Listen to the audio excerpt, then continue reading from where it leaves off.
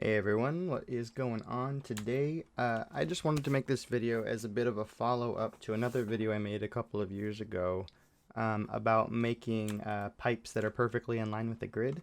The method that I went over in that video, I'll actually cover it again here with this first example, but while it does what you want it to, and it's actually very solid, and I think there's still use cases for it, I've actually been discovering a few more methods that are just as viable, if not more viable, maybe a little bit quicker to do sometimes. And so I just wanted to cover these three examples here that I know at least. I'm sure there's still millions of other ways to do it because Maya is a complicated tool with a lot of things that you can do, and everyone kind of has their own way of doing things. But I just thought I would show you some new tools that I've been learning because that is how I best learned the program as a whole, was just seeing people do a bunch of different ways. Then I could then pick and choose how I wanted to use those tools when I was creating the things that I was modeling. So we'll start here with the first one.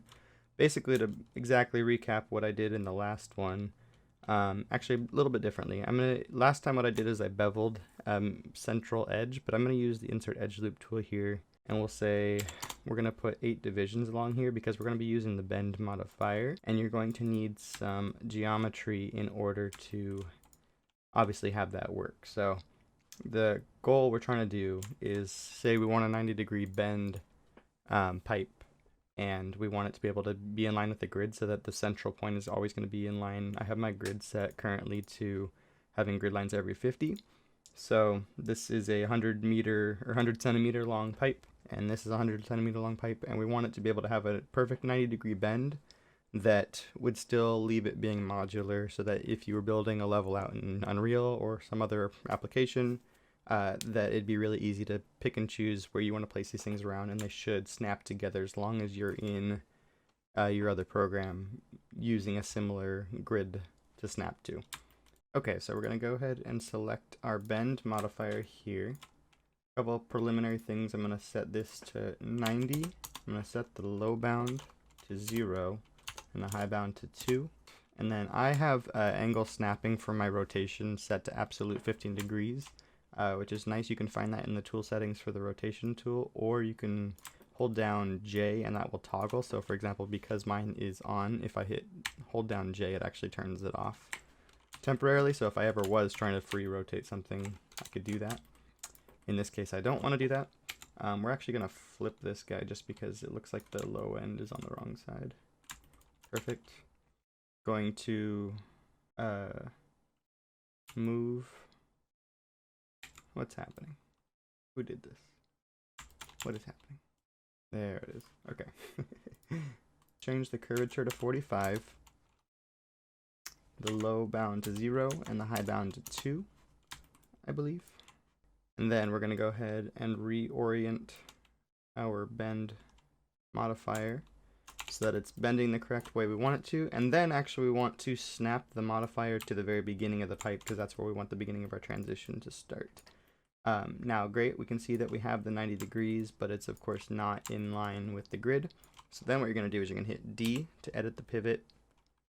Go ahead and click this thing, hold down V, and then hover over, hold down V, and then middle mouse, click and drag over that so that it snaps within that line. Go ahead and hit W again to go back to our translate tool. Continue to hold V, and then click and drag to line it up with that edge there. So that's the same thing I showed in the last video there, but now we're going to look at a couple of different examples, or a couple more examples. The first one is actually going to be a lot easier and may be totally passable for what you want it to do. You can have your two pieces like this. It's the same setup that I started with over here. They're both 100 centimeters and they are separated by 50 in either direction, all snap to the grid and whatnot. What I'm going to do is I'm going to select each of these faces, go to the bridge faces thing, which is shift right click to open up the hotbox and get there. And you can see that obviously it creates a weird straight line, but if you change the curve type to blend, and then we'll set the divisions to something like 8 to have something similar to what we did over here. And you can see obviously that did amazing. And actually I think that that's probably the preferred method for me in most use cases. You can see that it does create a slightly different kind of bend than in our original example. So you might be looking for something different and might like how that works better. So there's another option for you. The final option I'm going to talk about is actually a new tool recently I just learned about called the Wedge Tool, which is really fantastic. You can use for a lot of different things. For example, if you go ahead and hold down right click and go to multi, which lets you select vertices, faces, and edges all at the same time.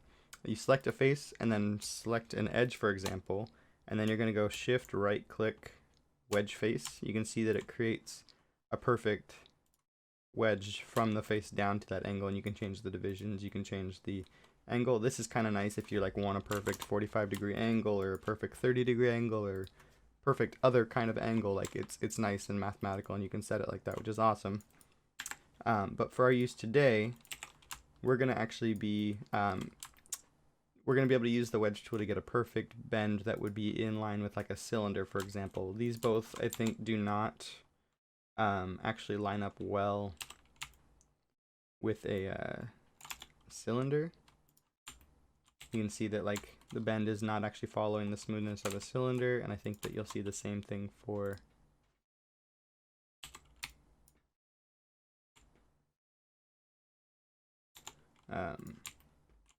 over here. It's close, but no cigar. it's close. But even if you want to get this way, you have to do the whole convoluted thing over there. Okay, so enough trying to explain it, whatever. What we're going to do is go ahead and select this first guy. I'm going to hit right click, hold down right click and go to multi. I'm going to select the face here, and then I'm going to shift right click while hovering over, sorry, just right click, and while you're hovering over another mesh, and then it'll also put that into multi. Then I'm going to shift right click on this edge there, which is the edge that I want to end up on. But actually the wedge tool is based on the centralization of the pivot point, and you can see that it's kind of weird right here. So actually I'll show you what happens here. It always wants to go the wrong direction for some reason, so you just change that to a negative, but you get this weird bend. So it, like, obviously that's not what you want, unless it is. No judgment. But if that's not what you're looking for, then what you actually want to do is have, like I said, select the face, select that edge. You can see the pivot point is not there. So if you select this opposite side, it now should be centered because these edges are both equidistant from your face.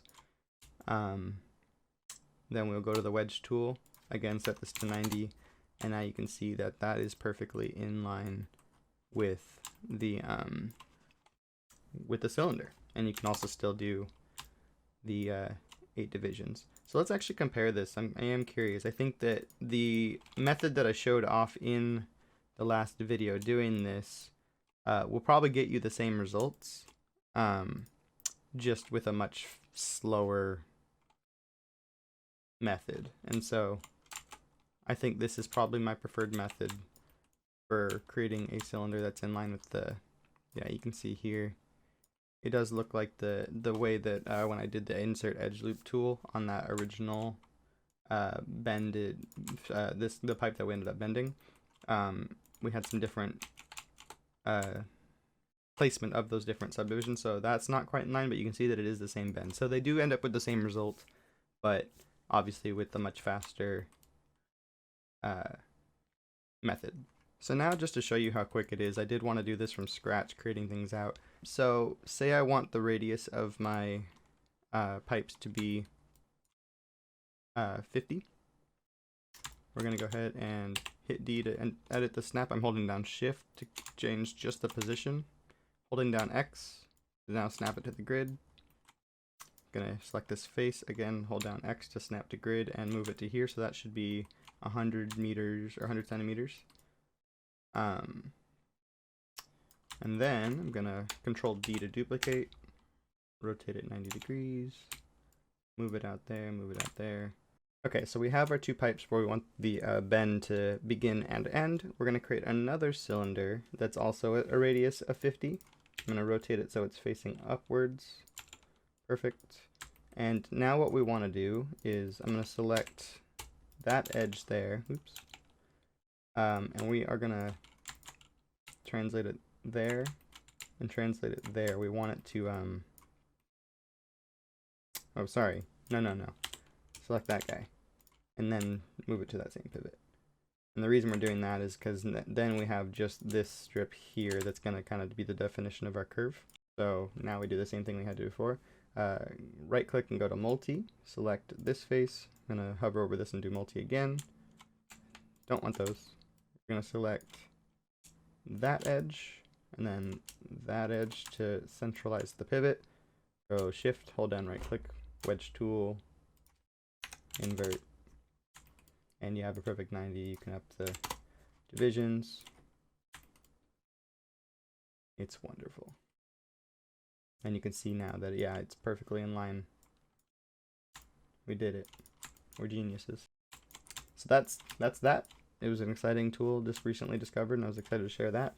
Like I said, I do think those other options are viable, and everything has its own use case. It's just a matter of figuring out what works best for your workflow and what you like to do and what feels comfortable to you. So hopefully those 3 different methods will help you in some way, and hope you have a great day. Thanks for popping in and listening.